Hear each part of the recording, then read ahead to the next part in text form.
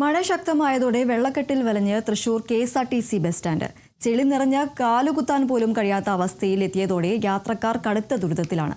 ബസ്സിൽ കയറണമെങ്കിൽ ചെളിവെള്ളത്തിൽ ചവിട്ടുകയല്ലാതെ മറ്റു മാർഗങ്ങളില്ലാത്ത അവസ്ഥയാണ്.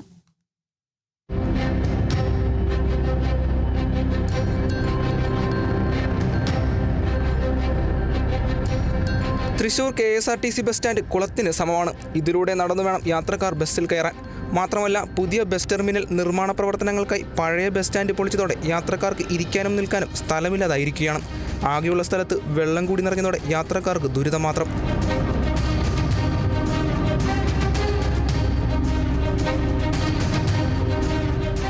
മഴ പെയ്താൽ കയറി നിൽക്കാൻ സുരക്ഷിതമായ കാത്തിരിപ്പ് കേന്ദ്രമില്ല. താൽക്കാലികമായി ഷീറ്റുകൾ വെച്ച് നിർമ്മിച്ചിട്ടുള്ള കാത്തിരിപ്പ് കേന്ദ്രത്തിൽ ശക്തമായ കാറ്റോ മഴയോ ഉണ്ടായാൽ നനയുകയല്ലാതെ മറ്റ് നിവൃത്തിയുമില്ല.